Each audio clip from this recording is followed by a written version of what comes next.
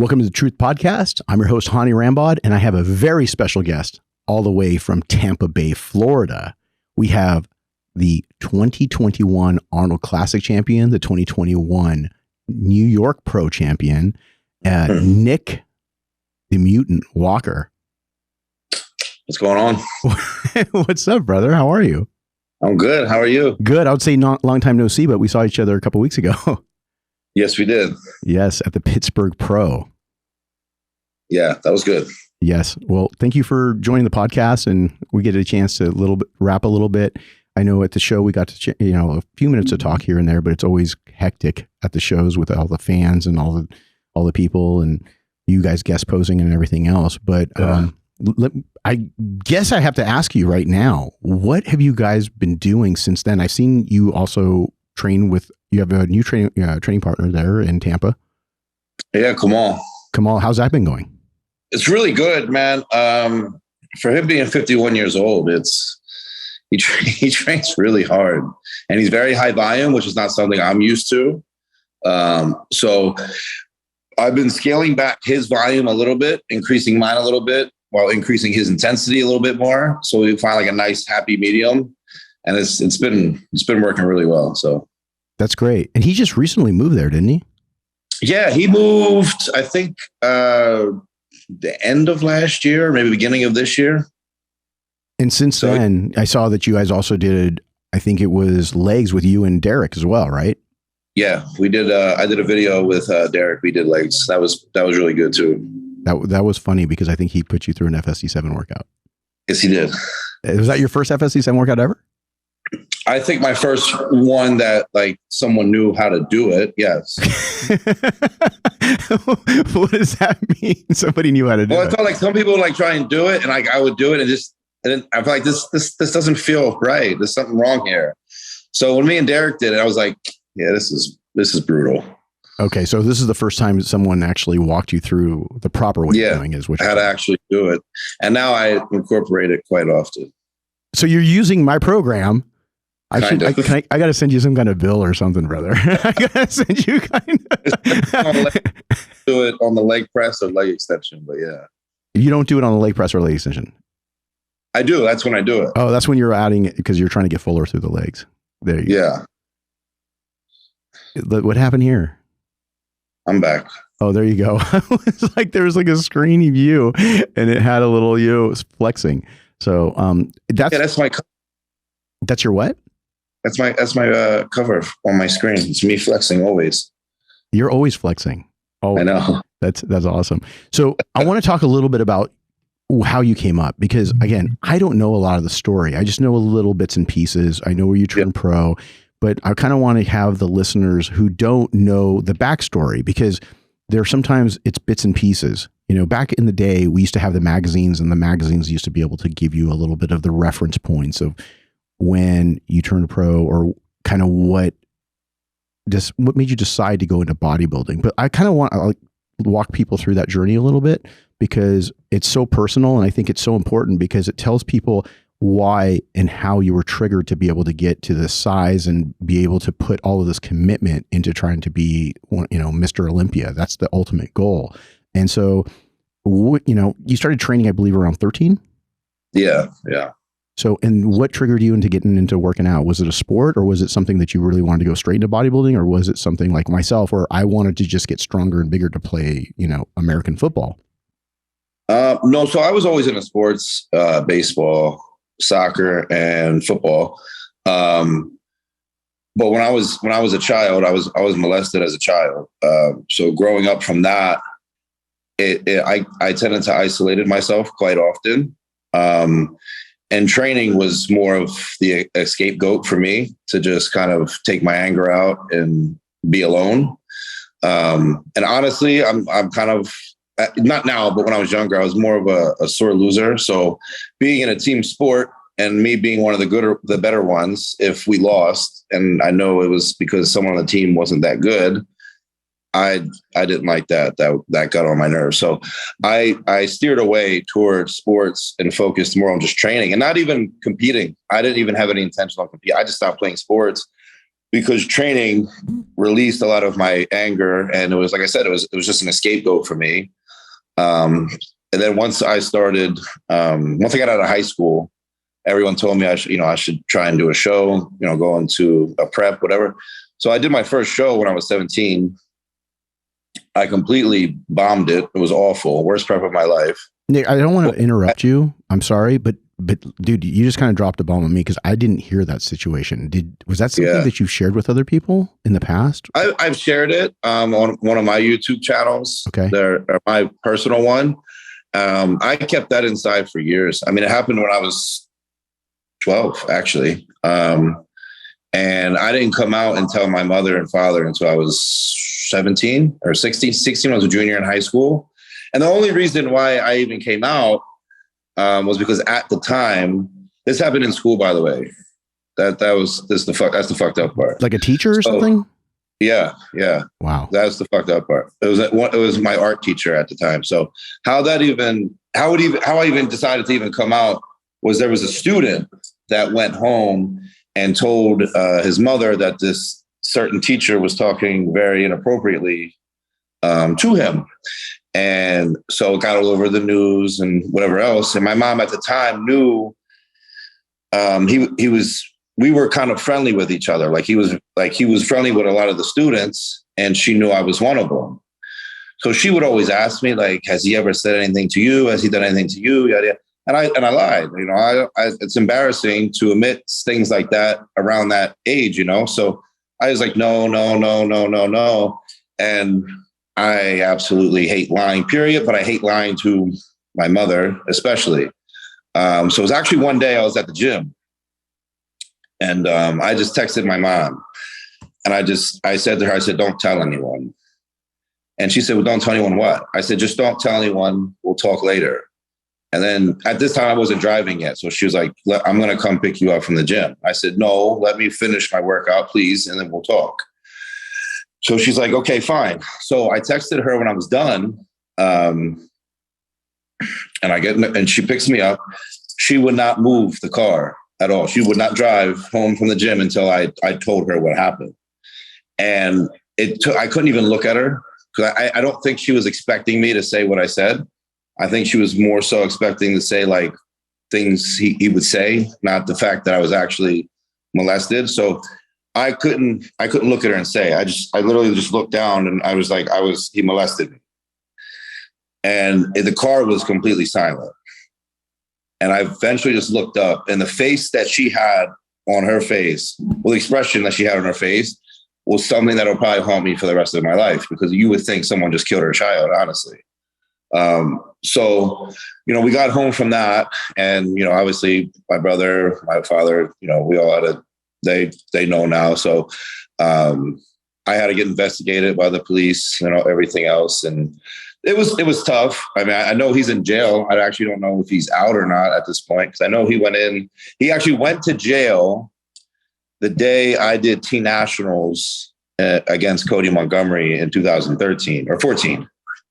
So, and I don't know exactly how long he got, but yeah. Well, that's pretty deep, man. I mean, yeah, I think it's very admirable of you sharing this story, because there's so many people that go through this type of situation. And the reason why I'm more open about it now is because I did take dark paths at a very young age. Mm-hmm. I got and again, they know this now, but they didn't know it at the time. But I got very deep into some hard drugs when I was younger. A lot of fights, a lot of partying. And I there was an incident that happened. I won't really get into that one, but it was a wake up call where I had to look myself in the mirror and say, if I keep going this way, I'm probably going to end up in jail or dead at some point. Or I had to go a different path and completely change my entire life. And the only thing I knew that kept me really going was training. It was your so that was when I started to start competing. And even though my first show, like I said, was a complete disaster, I just loved the whole concept and the method of it all. And I knew my prep went wrong. So I knew once those mistakes were going to get corrected, I would be fine. And, that's basically how it started. So when you were going down that dark path, what age range were you in? I'd say my worst was 15 to 16. 15, 16 years old. Yeah. And getting into the drugs and basically trying to check out of reality because you were still trying to deal with it. Did you end up going through therapy or anything like that? I did go to therapy. I tried it for a couple of weeks. Honestly, I didn't like it. I mean, I felt weird. Kind of, maybe I just had the wrong therapist and I didn't give it a real shot. I didn't really like going and sitting down and talking to a really old lady about my issues. I didn't really enjoy it. And I'm a firm believer, like, yes, do I think those tactics help people? Sure, no doubt. But I'm also a firm believer, like, if you want to get better on your own, you can, and you don't need to do certain things like that. And that was the mindset that I also developed. And, I was able to do that, Well, that therapy, when did you decide to be able to say, hey, look, this working out is really helping me? I guess, did you realize that was it? Or was it just a byproduct where you just started feeling better? Or did you really notice the difference and understand that that's what was helping? That was the form of your therapy. I do think I noticed like that was what was helping, but I also, at the same time, it was a byproduct. Okay. For me. And then you started competing at what age? I did my first show right after I graduated high school. It was in November. I just turned 18. I did it in November. And when were you able to get off the drugs to be able to actually say? As soon as I started competing, when I looked at that certain day, that was the day right before. I think it was like actually a month before I actually decided to compete. I just said, this isn't the life I want to live. And a lot of the things that I was doing, fighting wise, my parents used to fight a lot too. And they never understood why until I finally explained, obviously came out. So I knew I was, hurting them a lot as, family. And I knew, again, where my life was going to go if I just kept going down that path. So it was, you're in control of your own life. And I had to take control of it. And I did that at a, pretty good young age.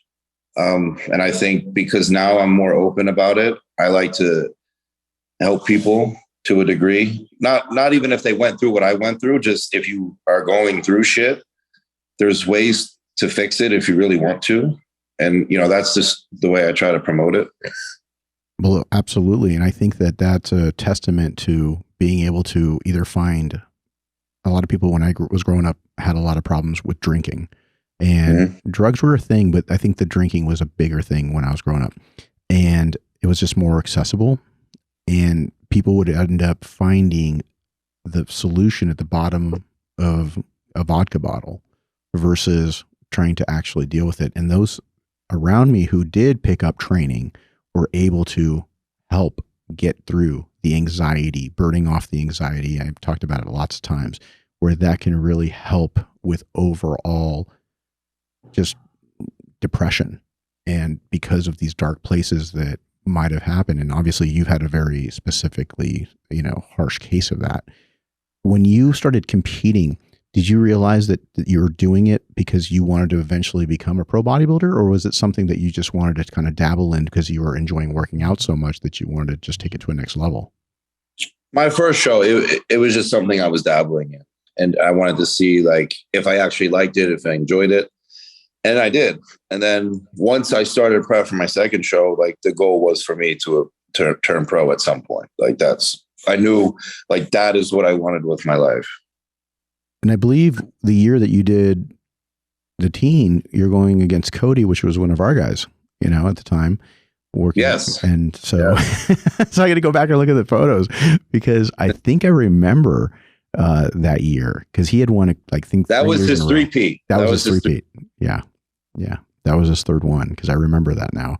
But I was like, oh, you don't look anything like that anymore. But yeah, what did you weigh at that first show? Or that first national show, I should say. The T Nationals? Yes. Was 205. Right. And that's such a prestigious show because, people like Branch Warren, people like Jay Cutler, Cody Montgomery, a lot of teens that I can't even remember started off there. And some people started a little bit later, i.e. Phil Heath, when he was in his 22, 23, I believe, and then eventually turning pro at 25. But then you have guys that are starting even a little bit sooner and going into that teen national show. That collegiate teen national is such a big show. I believe it's one of the biggest, if not the biggest show of the whole entire year, because it's such a big show. You have everything from collegiate all the way to teen, and anything in between. Masters is also, I believe it's it's masters all the way to teen. So it's like a 4 or 5 day event now. But so from there, was there somebody that you were looking up to when you were going into your teenage years and you were looking at competing, and then starting coming in? Who did you look up to in the bodybuilding world? I say it all the time, Jay Cutler. Jay? He was actually the first bodybuilder when I was younger, like very young, that I saw and wanted to look like. Right. I've seen a lot. I saw Ronnie, you know, I used to see all the other guys, but I saw Jay and I was like, that's what I want to look like. And that was, what year? Then I got to see him, you know, how he was as a person through videos and things like that. And then I was like, yeah, that's exactly like what I want to be like. And now, you know, moving forward where I'm at now, and then be able to call him a friend, you know, that's even cooler. So yeah, Jay's a good dude. Jay's a really good guy. And that was, what year did you turn pro? 2020. 2020. So it was just COVID year. Yeah. So just a couple of years ago. I believe that was North American, correct? Yes. Yeah. Right. And then from there, you went on to do your pro debut the following year. No. I did my pro debut. Oh, was it Chicago? 6 weeks later at Chicago. That's right. It was Chicago 6 weeks later. And then I got fourth there behind, it was Akeem, Justin, and Max Charles. Yeah, you just jumped from one right into the other, like right out of the frying pan into the fire with the big boys.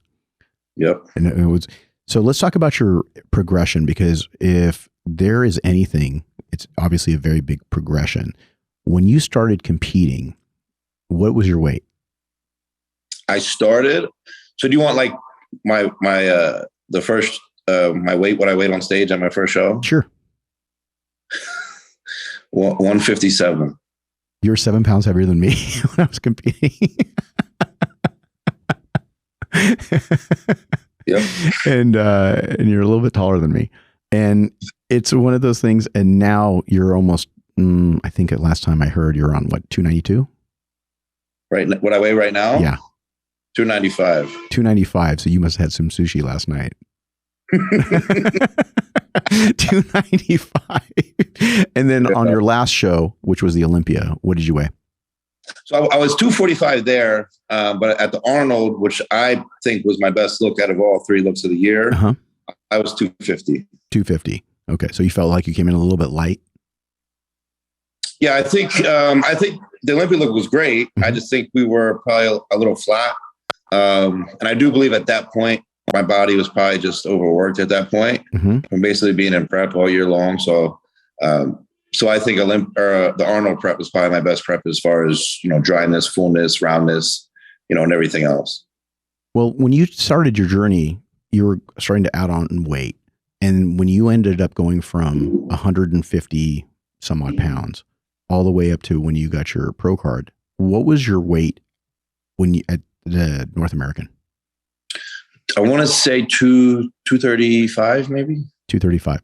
And right now you said your best look is 250. So now that you're prepping and you're at 295, where do you feel like you're going to land? Because you're just doing the Olympia next, correct?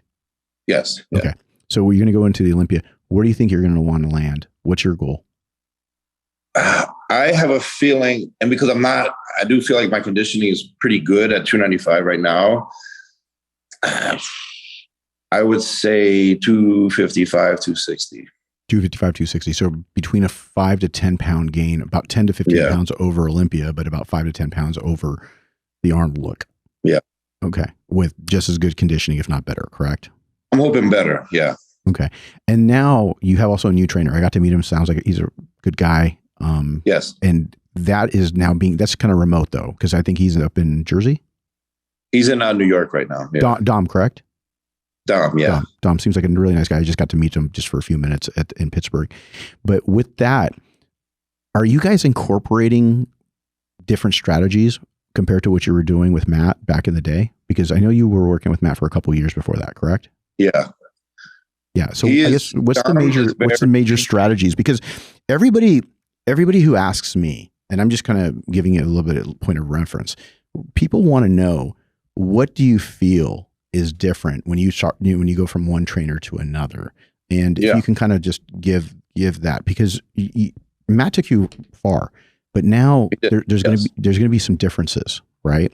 So what are the main differences right now of what you're doing now versus what you were doing previously? With Dom, I think because he's pretty much got my body down, as Pat, like he knows it pretty well at this point. He's just very, very detailed, especially when it comes to the diet matching the training and making sure we're recovering properly and things like that. Not saying Matt wasn't like that, but Matt was like more of send me updates. How do you feel? How do you look? We'll increase food. We'll go from there. He's very like food matches the training. Like it's very detailed, and that's not something I'm used to. Mm-hmm. But I do feel it's helped. And I'm progressing very well. The only time it does get difficult, and I tell them, is, following the workouts is like if I'm training with someone, mm-hmm. Odds are you're not going to follow a specific training that your coach has you doing, because, you're training with someone. But I make sure, when I train with Kamal and things like that, like I do what I'm supposed to a degree, and that we're both, corresponding on, our training and how we work.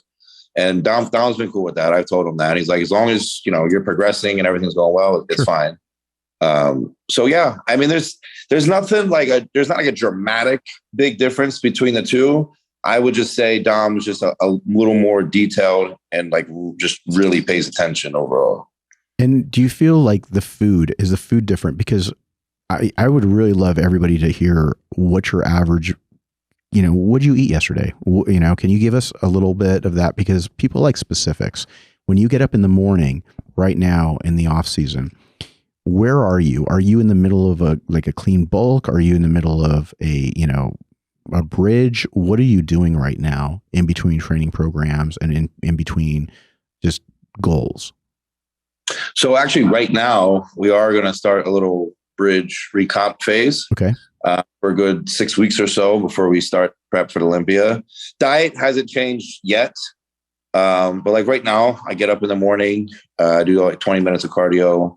My meal one normally is like 350 grams of rice, 5 ounces of chicken and 2 whole eggs. And then normally I'd have my pre-meal, but since I'm going to train a little later, I had my meal 4, which I just put in place for meal 2.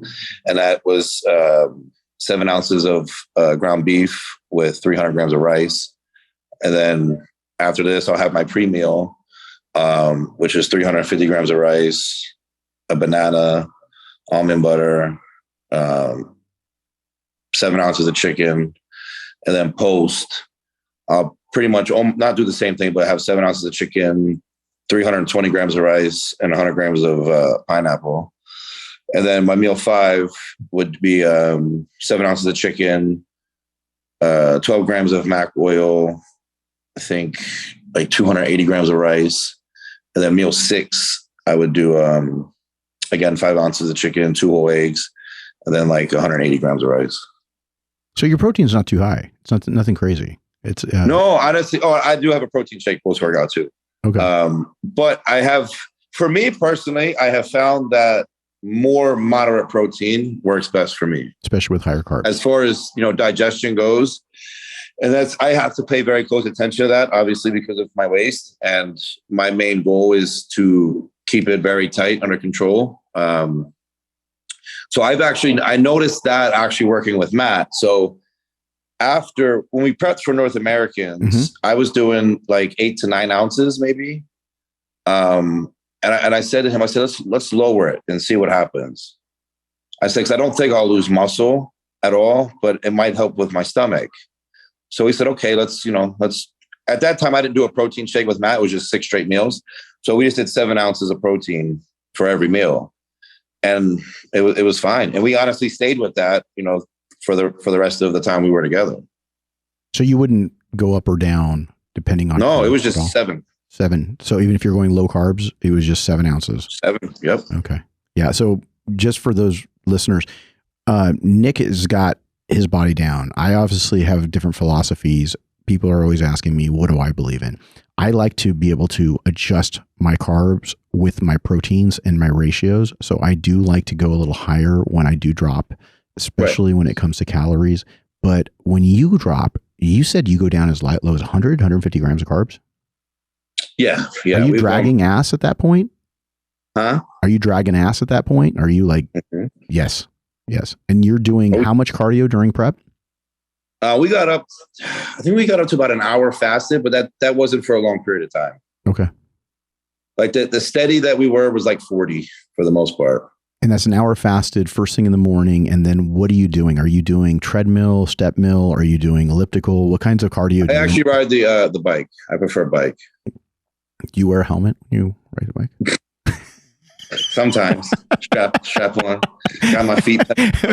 Before the podcast started, I'd always laugh, and Nick and I were joking around because he loves to do these podcasts. I've seen him just random podcasts. He just did one with Greg, and it was like that look. Give him the look. Give him the look. It's that look, and it looks like the screen is literally frozen, but this is kind of the, yeah, bro, I'm just answering these questions because I have to, or I feel like I'm trying to be polite. Is that somebody? So for those of you that are listening to this podcast, you definitely want to go watch the YouTube version because he has the best frozen face look. It's like, blue steel. That's his version of blue steel. But everyone's like, oh, I don't know, man. He doesn't look very intelligent. No, that's him telling you that the question was stupid. You are not.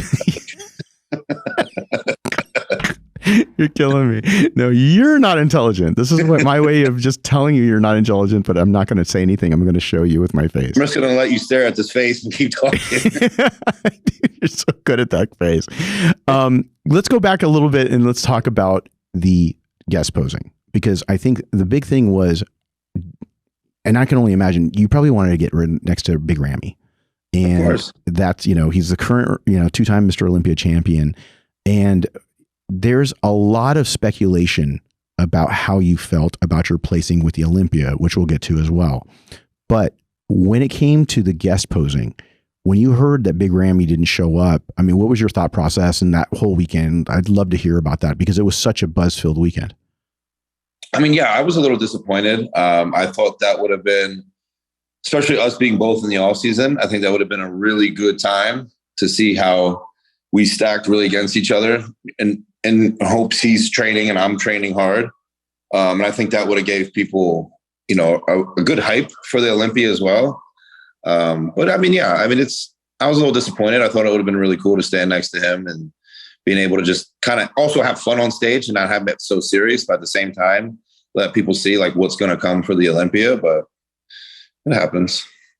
Well, what do you think? Do you think that when you were up on stage and you said, okay, I'm basically checked out of being able to go against him because he's not here, he didn't show up. And obviously now I think there's some information coming out why, or some different things that he's put out. And I know that he's supposed to be planning on trying to come out here from what I heard. But in that point, you got a guy that beat you, two guys that beat you. You have Brandon Curry, and then you also had Hunter Labrada. How did you feel when you guys stood next to each other? What was going on in your head during that guest posing a couple weeks ago? I'm not going to get beaten again. Pretty much. It was fun, but I'm like, not this year. So you're basically saying to yourself, look, this is what I have to offer, and I'm just going to show you how much I'm improving, and I'm not going to be able to get beat by you guys. And I think, look, everyone's making improvements. I think Hunter's making improvements. Obviously, Brandon didn't look like he was training that much. I know he likes to take a lot of time off, so that's how he does his stuff.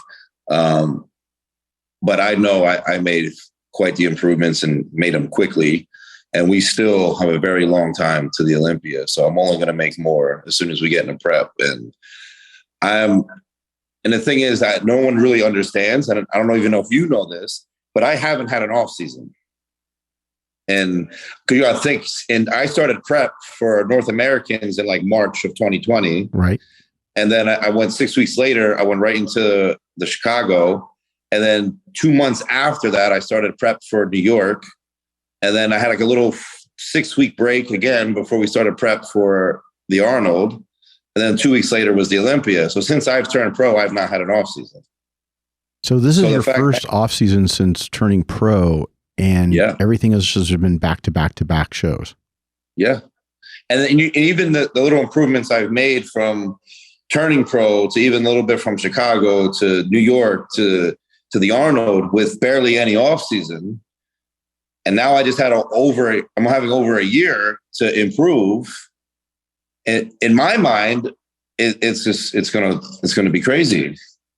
Well, you know, there's somebody else that also you guys had a little bit of a going back and forth with, and before it was Blessing, right? I mean, it was kind of one of those things that you and Blessing last year were going head to head, and you came out the victor, and Blessing just didn't seem to peak.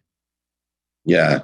And now Blessing got a new coach, working well with George, putting things together. Now, how do you feel about that? Because I heard, like a lot of people have who follow bodybuilding, you guys on stage together.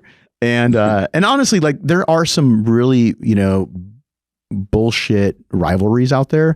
And then there's ones that are kind of like they're good and they're very valid. And I feel like that's where I put you two guys, where it's some shit talking, but it's also legit, where there's some, you know, he's got some strengths to his physique. And even though he didn't qualify last year, now he's made improvements.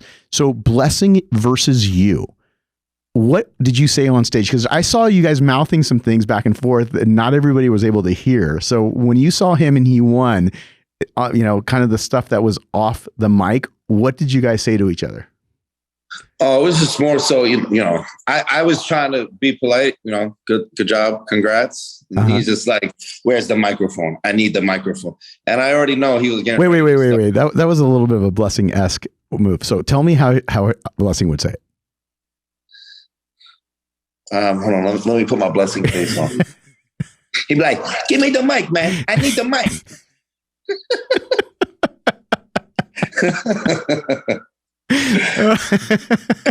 Yeah, basically from that's when he started it. We had a nice little banter. I love Blessing, but there's no way. It's not going to happen this year. You're saying there's no way he's going to beat you? No, he's not even in my vision. So let me ask you this: do you think? Tell me why. Well, look, he looked great. He did. He looked phenomenal. You know, he has a very good physique, obviously, great symmetry, wide back, little waist.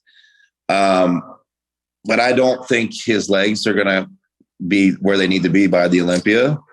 I don't think his hamstrings are going to be where they need to be. His glutes are going to be where they need. He has the upper body, right? He just doesn't have the lower half. Yeah, he has a beautiful upper body. And his lower half has improved, everyone. Don't say that it hasn't, but you're just saying that it just can't caught up is what you're saying. They're not going to catch up. And I don't think, you know, they're magically going to grow a dramatic amount of size by the Olympia. But I do think Blessing will do extremely well at his first Olympia. 100%. I do believe he'll be in the top 10 for sure, but just not, he's not in my vision here. So you think that right now for this year, it's not even going to be close is what you're saying? No. Okay. So Blessing, if you're out there, we'd love to have you on the podcast. I want to hear your rebuttal to this. Oh, I can't get it. So obviously, like I said, it's very, very just, it does create a little bit of that entertainment. No, it's value. fun. It is fun. And I thoroughly enjoy doing it. I honestly, I think it's good for the sport to have that. I mean, obviously there's, you know, limitations here. You don't want to go too far, and, you know, other people that will try and do it, it won't, you know, be the same. But we have a very good, me and Blessing have like a good connection to where we're able to do things like that. Did you ever feel like in the last 2 years this has been going on, that it was ever to the point where you're like, it pissed you off to the point where you're just like really kind of like fuming? In the beginning, because I didn't know him, right? I didn't know who the guy was. And he started to call me out, and I didn't get mad. I remember, so even how it started before New York, right? I don't know how many weeks out were before we started, but all I know is I was taking a nap on my couch, and I wake up and my DMs were flooded. And I'm like, what? I napped for 20 minutes and what's going on? So I'm looking at my phone and it's just this guy. I'm like, who the fuck is Blessing? I have no idea who this kid is. And I'm listening. He's just calling me out on this shit. And at first I'm laughing. I'm like, oh, this is cool. Quite the hype. And he just kept going. And I'm like, yo, who the fuck is this guy, man? So now because we haven't spoke. I don't know who he is. Nothing. So you guys had never communicated before that directly? No, like there was no like, yo, let's stir some hype. You know what I mean? Nothing. Yeah, because some of the guys will do that. They'll hit up each other. Yeah. And I won't name any names, but they're usually in the men's physique category, believe it or not. And they will sit down and say, hey, look, let's try to create hype. Let's go ahead and let's do this and that. None of that was going on with you guys. You literally just woke up off the couch, saw that you started getting blown up from friends and people forwarding you messages that he was talking shit. Yeah. And that's how it started. Pretty much. And like I said, at the beginning, I got mad. And then after a while, I just stopped caring and I just kept going with it. And we had fun. And then we saw each other at New York. And we were just cool. Like we joked with each other backstage. We joked with each other. We had a great time. And then, we started training with each other frequently. I would travel to Boca and train with him at Redcon, or he would come down and train Revive when I was there. Mm-hmm. And we just have fun, man. I've invited him down to come to Tampa if he ever wants to. Yeah, that would actually be cool to see but at the same time, he is taking this very seriously because I see that he doesn't joke around. He's very serious. Yeah. He really feels like it's 0-1 and there's a rematch. No, not this year. Well, that's what he feels because I can tell because he's dead serious. I've seen people in this industry that are very dead serious, i.e. Kai Green versus Phil Heath, where that people know that that was not made up. Real. Straight. Yeah. That was real. That was real. Where Phil looked like he was just holding back and there was going to come to blows, bumping elbows, the ponytail getting whipped with the ponytail. Exactly.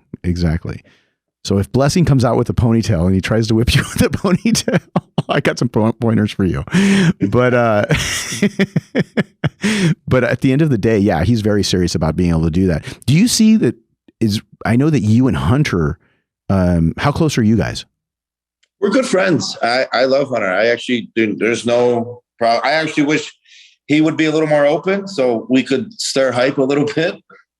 I know he's not that type of guy, so when I would do hype with people, I don't want it to be like you're a dickhead. We're not friends. Like I wanted to make sure like we're all on the same page to a degree now. Uh-huh. But I don't think Hunter rolls that way. So I just kind of let him be. But we're good friends. I mean, we actually went out to eat a couple months ago before I moved to Tampa. He was down in Revive to hang out for a little while. And yeah, we had a good time. It was good. Yeah, he seems like a really good guy. Obviously, I'm a big fan of his father, Lee.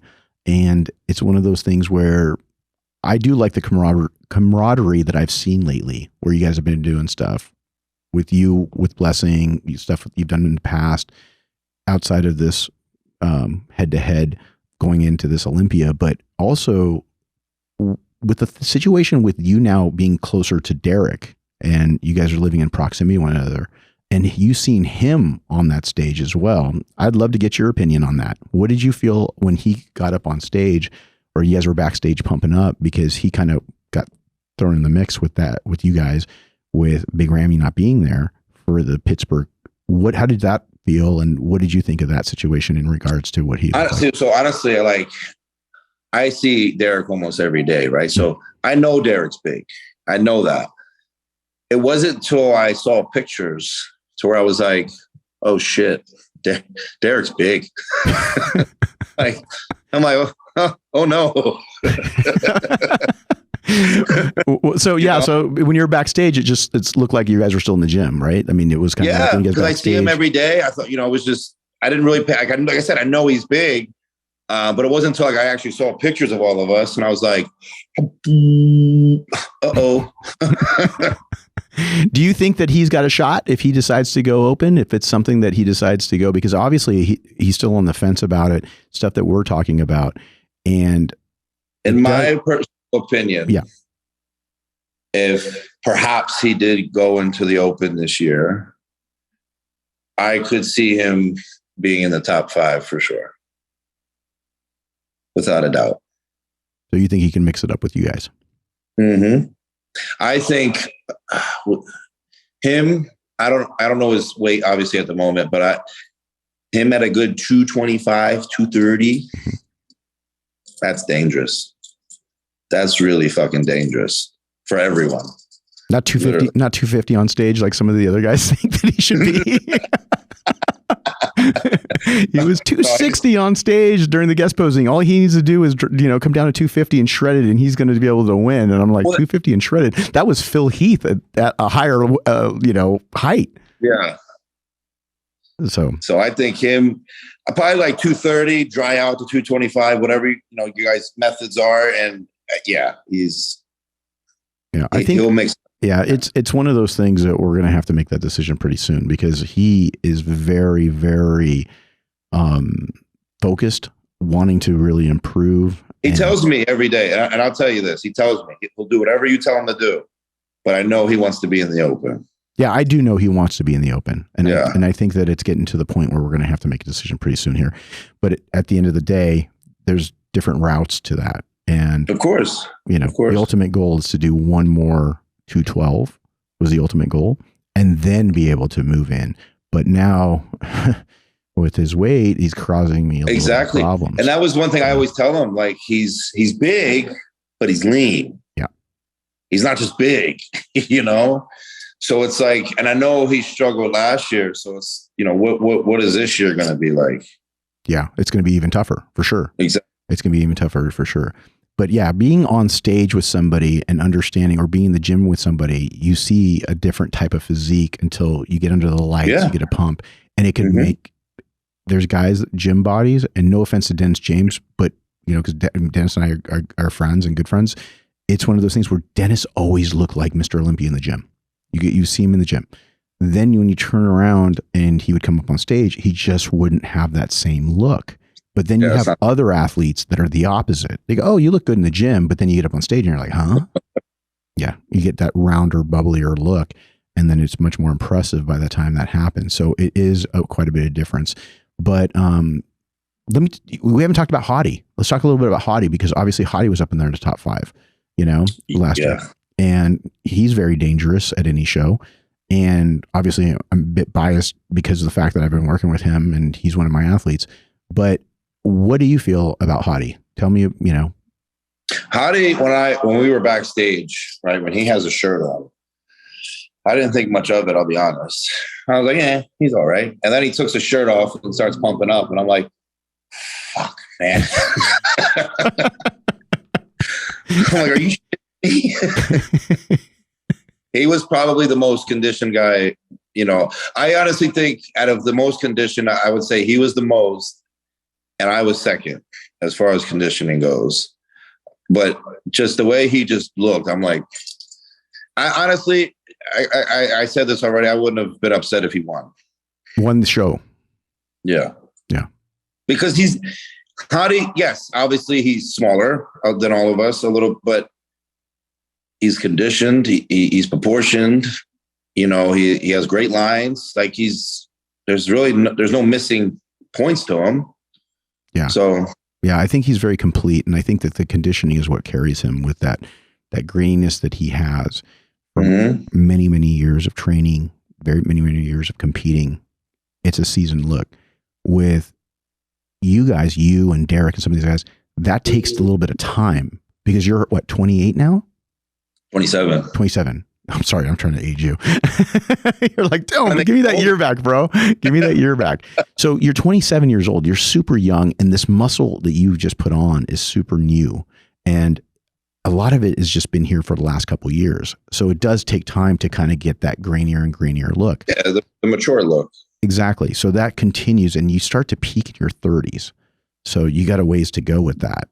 And I believe Hany has so much seasoning from all of the training, all of the competitions he's done in the past, all of those things that he does. I mean, if you see him train, he trains like a freaking animal. They call him the wolf, but he literally is an animal. He Yeah, is so I believe hungry it. to be able to do that. And I think a lot of people have seen that. And I think that reflects in his physique.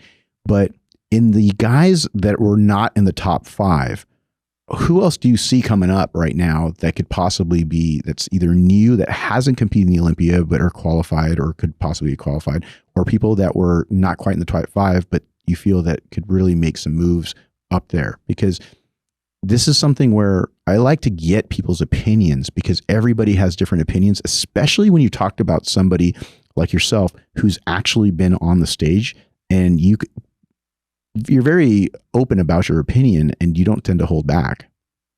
No, I think so. One person that hasn't been in Olympia that's going to be in it this year that caught my eye was Samson. Mm-hmm. I think Samson's going to do a lot of I think he'll be in the top 10 this year. Okay. Without a doubt. I think Ian will improve. I used to, obviously not now, but I would see him every day. And I know he was working extremely hard. And as long as, Bonak's situations are good to go, I think Bonak's going to shock a lot of people, especially with how he looked at the Arnold. I think he had, you could say the old Bonak was back. So if he even improves from that, that's dangerous in itself. I would like to see, I know a lot of mistakes went on in James Hollingshead's prep. And I think, he could be really good as long as he nails it. I do think James could be up there. Yeah. Doesn't he have a new coach, or is that something that? No, I think he's still working with Patrick. Oh, Patrick. Okay. Maybe it was a new sponsor. I'm thinking maybe Yes, he's with Yamamoto now. Got it. And I believe he used to be with Redcon, correct? Yes. Got it.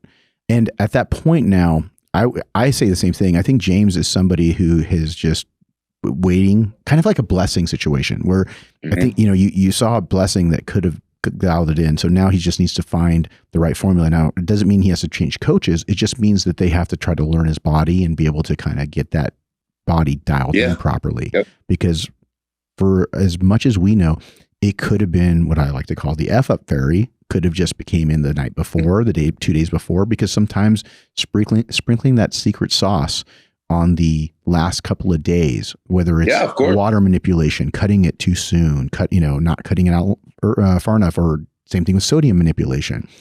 When it comes to those things, it could be a dramatic difference. Let me talk to you about somebody that I feel we all felt that was going to place a little bit higher, and the Arnold, but Brett. What do you think about Brett with that situation?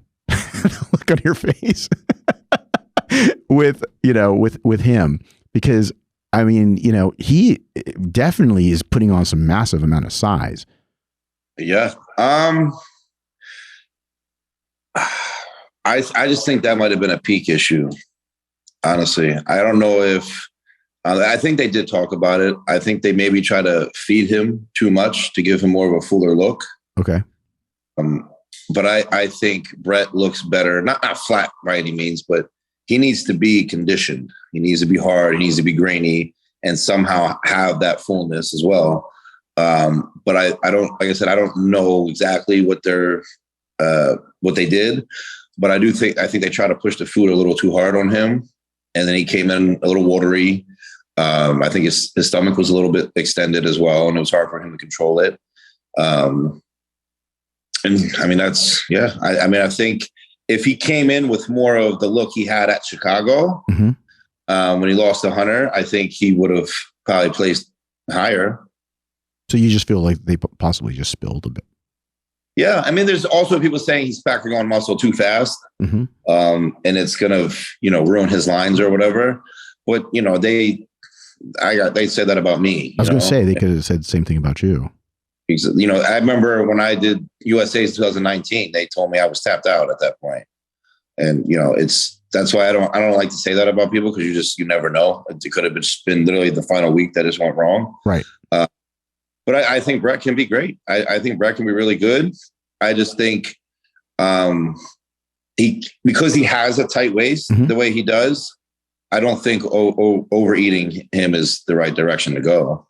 Yeah, and like I said, this whole thing about the last couple of days, it happens to everybody. It doesn't matter what level of coach you are. Boy, it's true. You could have you could a week out look like you're about to win. Right. And then you get on stage and it's like, whoa. Yeah. And you go through what I call the fog of war, right? The fog of prep. You're trying to get to a certain look, or you're trying to chase perfection, and you'll never hit it. You'll never hit perfection. But what you're trying to do is you're just trying to make those minor adjustments. And sometimes you overcook it and they come in a little bit too full, look a little spilled, or you feel like, okay, great, you're full and shredded. And then by the time they get on stage, they start to flatten out for whatever reason. So all of these things tend to happen all the time.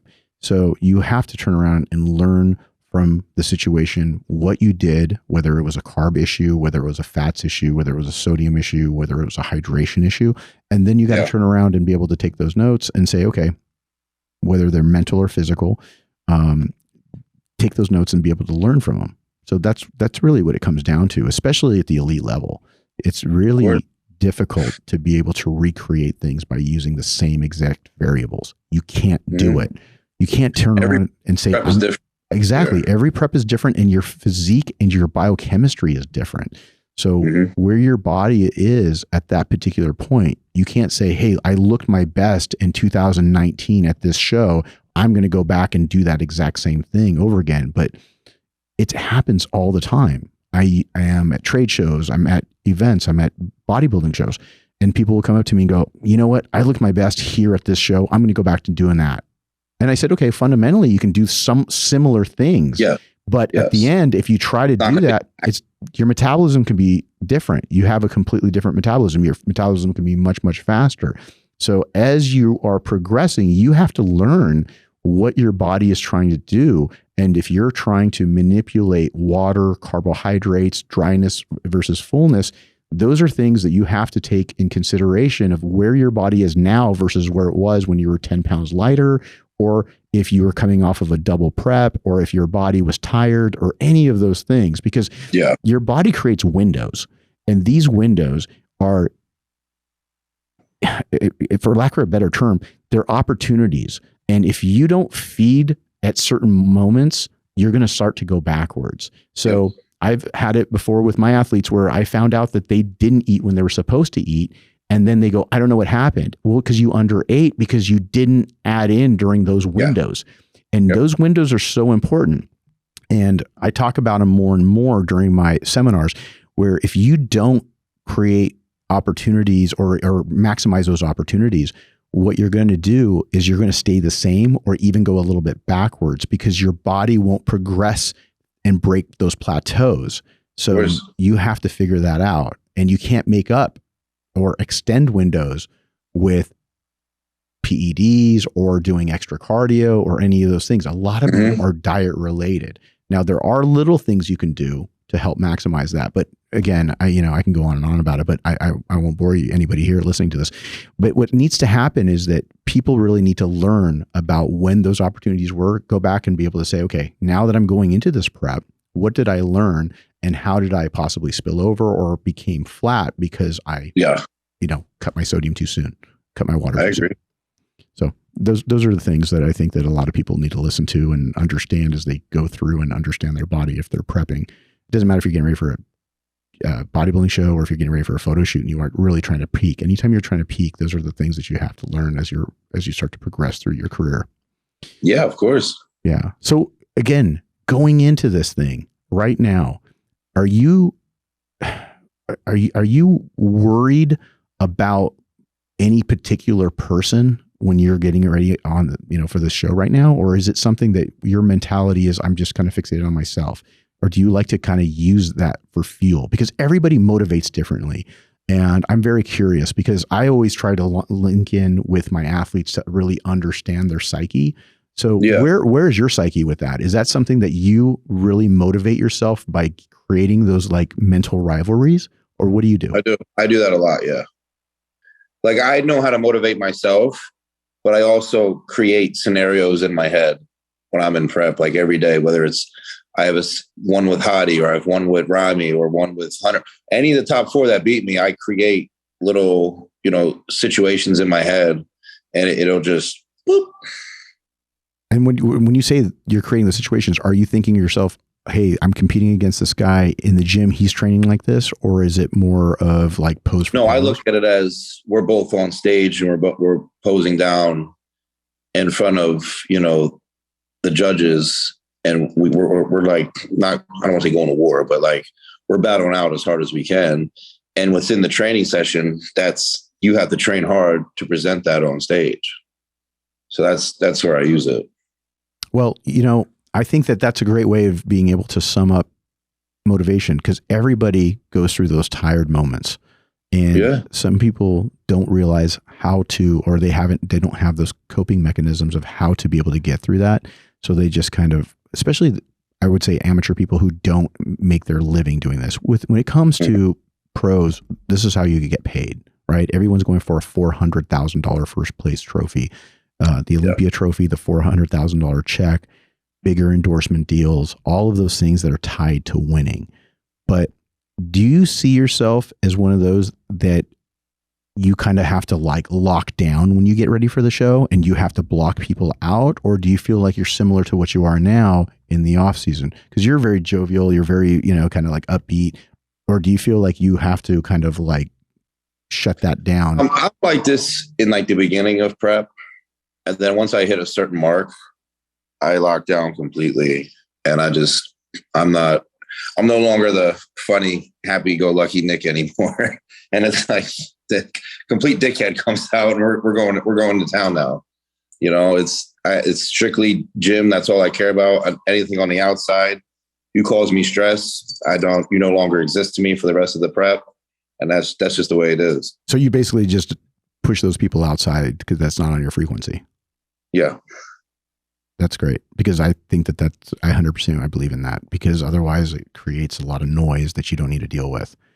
And so you know how many times, like, you know how many people I used to hang up on the phone with, that they were like trying to talk to me about like problems. I'm like, I don't have time for this. The best is, how are you feeling? Yeah. It's like, I'll just hang up. Like, that's how I'm feeling. If you need me to explain to you how I'm feeling at 6 weeks out with 150 grams of carbs or however many grams with cardio. That is like, unless you're like my mother or something, do not ask me that question. Yeah. Or my coach, like, don't ask me how I'm feeling. Like, you know how I'm feeling.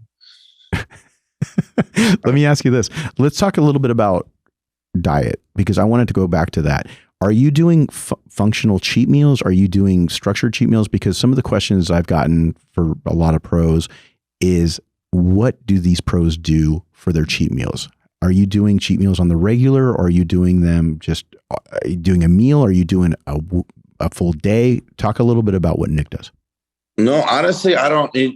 And Dom has to yell at me sometimes. I don't really do cheat meals. Like, periodically, you know, if a couple of the friends want to go out to eat, I'll go out and eat. But I don't really go out of my way to be like, hey, you know what, I want a Chick-fil-A today or anything. I just stick to my meal plan, and that's really it.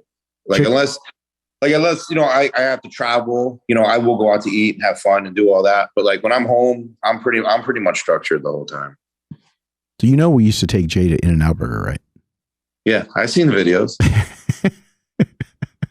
So do you do burgers? Yeah. But look, my thing is, and I'm sure you probably already know, but I go to the Cheesecake Factory. Like, yeah, that's one of those things that's actually been out there. I got heard a couple times. That's your favorite. Anytime people are like, where do you want to go to eat? I'm going to the Cheesecake Factory. Like, they have good burgers, they have good steaks, they have good dessert, good appetite. Everything is where I need it to be. Okay, walk us through the last time you went to Cheesecake Factory. What did you eat? What did you order? I got, look, this is going to sound bad because I shouldn't be eating this, but I like their Caesar salad. So I always start. Why is that bad? Because it's salad. It's not a cheat meal. Well, you like the taste of it. It does. It's fantastic. First, I load up all on the brown bread. I'm a brown bread type of guy. I need the brown bread. I don't want the white shit. Give me the brown shit only. Just skip that. I get like 3 orders of that. I ordered myself a nice Caesar salad, and then I like to get the bacon burger with 2 orders of sweet potato fries. And then I like red velvet cheesecake. Are you doing the brown bread with the butter?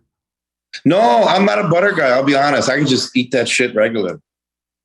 Just 3 loaves. Just load them up. Right down the hatch.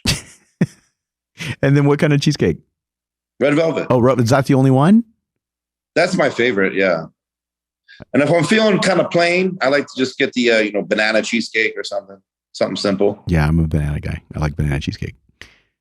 Back when I can find it gluten-free now, because I haven't had it in 10 years, 12 years. It's like everybody make sure it's gluten-free. Okay. So let me walk me through one last thing, because I really am very curious. I had a couple of podcasts ago talk about personal life, but I don't want into details, but do you feel that stability matters to you when it comes to your daily, or do you feel like you have it under control? Because some people I know, and I've worked with in the past, really felt a big difference. They would be, and this is not a particular pro, it's an amateur that I used to work with, that said to me, I am going to get this prep right. I'm going to be very stable. And I said, so what are you going to do different? And he's like, I'm going to get a girlfriend. And I was like, why do you need a girlfriend?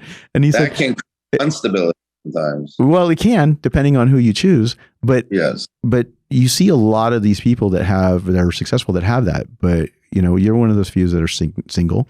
And that I was just checking, is that something that you feel on the back end where you have that support system, or do you feel like you have everything so under lock that you're able to do that? Are you able to just kind of do it yourself with your support team, your coach, everything that you're doing? I think this is, for me, I felt for a majority of my life, I have done every prep alone. So that's just what I'm used to. So yes, for me, I know I'm on lock by myself. I don't need that type of stability. But on the other hand, I know if I had that stability, it would just make things a lot easier as well. But I think because I've done it on my own so much, and I know I've executed it by myself for so long, mentally, I think it's hard for me to let somebody in and be a part of that, because, I've also been in relationships where it has created more instability than anything. And I'm the type, again, you cause me any stress, you're going to cut you off. I don't even, let's talk it out. Like, no, goodbye. I don't have time. You just delete them from your phone. And sometimes I feel like that's a bad trait to have, because I feel maybe sometimes I should be a little understanding more. But with where I'm at in my career, and I know I apply a lot of pressure on myself, I like to just kind of escape the whole world. And I know if I'm by myself and I do everything nothing can really go wrong. The only thing that can go wrong is if I let it go wrong. Well, that's a good way to look at it. I think that at the end of the day, as long as you're able to get the job done, there's more than one way to skin the cat, right? Mm-hmm. And if you can be able to do that, it's just that when people are saying, I need this so I don't party while I prep, or I need this so I can stay on top of my diet, or I think that's bad. It is bad. I think that because it's, again, right? It's like, so what happens when that thing is gone? You can't do it by yourself. No. And so I think now, again, you should be able to handle it by yourself and bring somebody into it that can support and understand it. To me, that's the ultimate stability and ultimate team. But if you're relying on somebody to make you stay focused, it's never going to work. Never going to work. Now, let me ask you about the addiction that people are talking about with bodybuilding, right?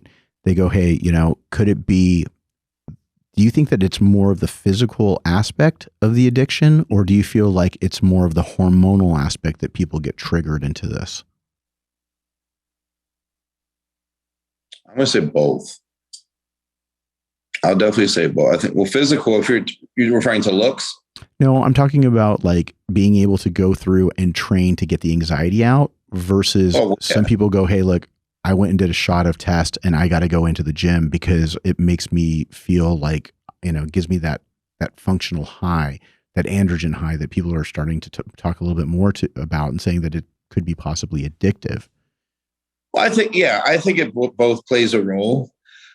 But for me, it was always a physical thing. Like whether I'm bridging, I'm off. It never mattered. Training to me was always a physical thing that helped me feel good, helped me, release everything and go about my day. Now I feel if, you're the other way and it's the addiction, in my opinion, that's just going to lead down a path of disaster because, we all started training, naturally. And I'm sure we all, got our highs from that just being natural. So, and then you add the enhancement on top of it. And if that becomes an addiction, you're just going to push the envelope much harder and it's going to end up backfiring. And I think that's huge for all these younger people that are getting into the sport, because what they don't realize is the training is it's all about. At least that's what I believe in. And a lot of people are chasing things in the bottom of a vial or a bottle or whatever. And it's not a, handful of pills or any of those things. The true testament to training and getting better and improving is training and then diet. And then if you decide to do anything on top of that, that's fine.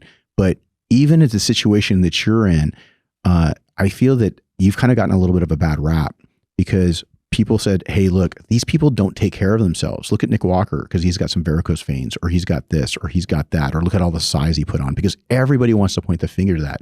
But I do want to touch on the fact that you've also been doing a lot of, kind of self-care where you've been getting blood work done and some of those things. So can you talk a little bit about what you've done to make sure to try to minimize any of those situations?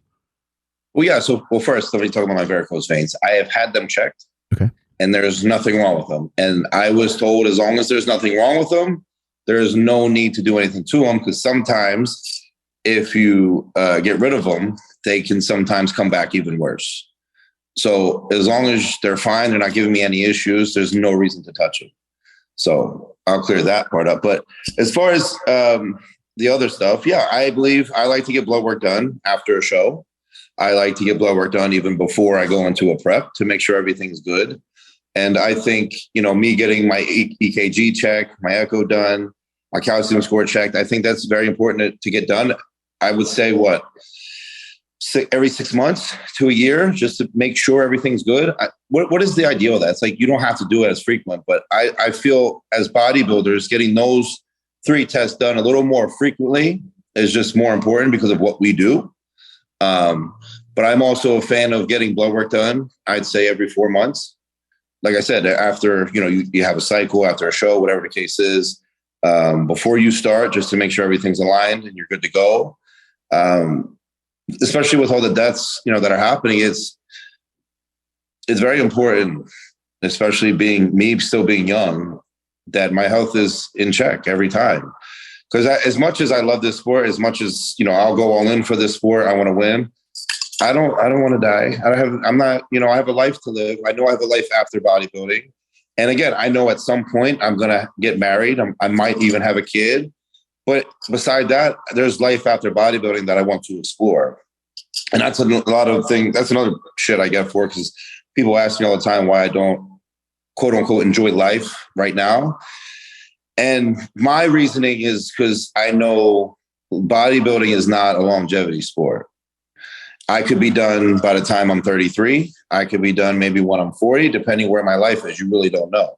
But again, there's life after bodybuilding. So for me, I like to be 100% focused as long as I can be until I decide to, pull off and be done, Well, I think that's a really good philosophy, because I think a lot of people try to create balance a little too soon.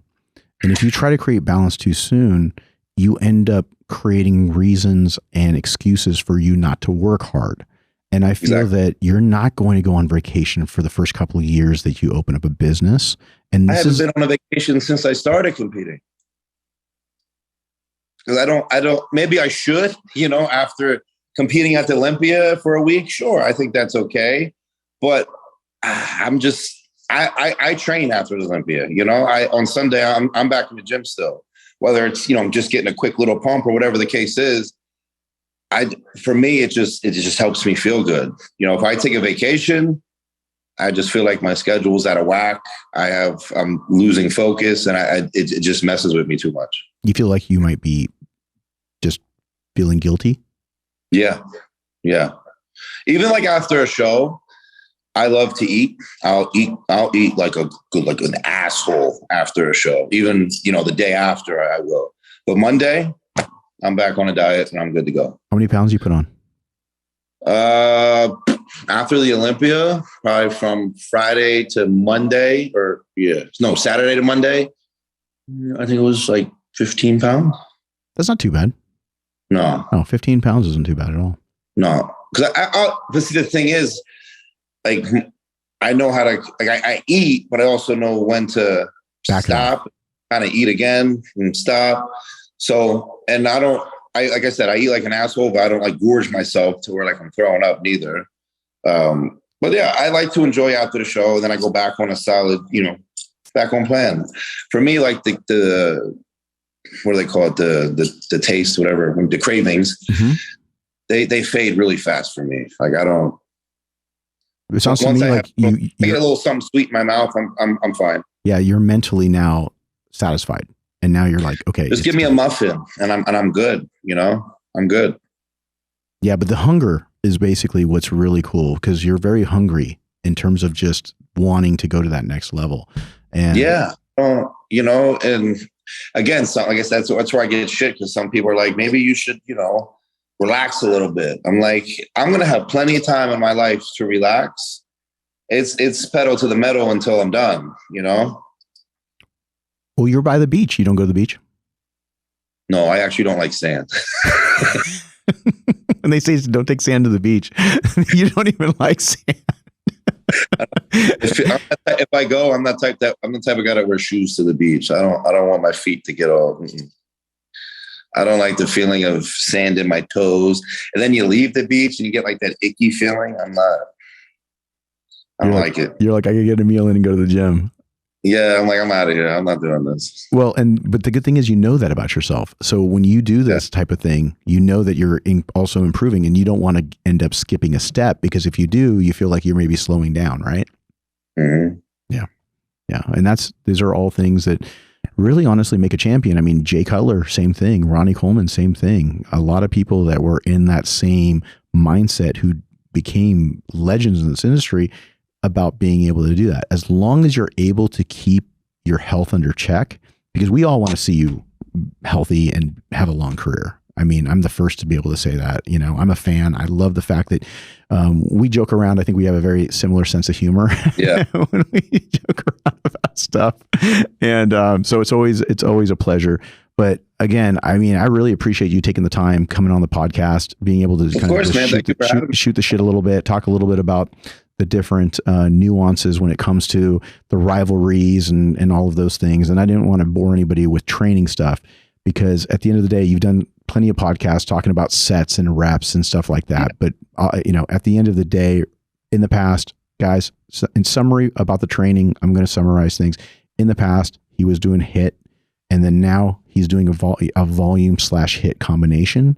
And that's what he's been working on. The food, 7 ounces of chicken or any kind of protein, beef probably once, maybe a day, I'm assuming. Yeah, pretty. Yep. And then, are you a fish guy by the chance? Or do you do? No way. No, none. Do you even like sushi? Sushi or no sushi? No sushi, no fish, nothing, man. Dude, you're like Ronnie. Ronnie didn't do sushi either. No. Mm-mm. Wow. If we go out for sushi, just make sure it has hibachi there. I'm a hibachi guy. Got it. Yeah, tell that to Derek because he loves sushi. The guy can sit down and eat 20 rolls. Yeah, I have tried sushi. I've tried it multiple times. I'll throw up every time. Really? To that point where you throw up? Yeah. Yep. That's crazy. And not because I'm eating too much. I'll just eat a little bit, but I'll throw up. Literally throw up, or you just feel like you're gonna throw up? Oh no, I'll throw up. And just because I'll go to the bathroom, I gotta throw up. So no anybody that wants to have a date with Nick, don't take him out. Like, any girls. Yeah, don't take me to a sushi date because I'll throw up on you.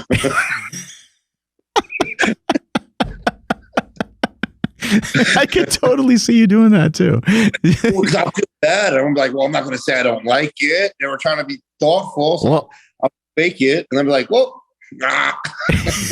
But you're not throwing up at the table, right? You're just at least going to the bathroom. I'll go to the if you can make it to the bathroom.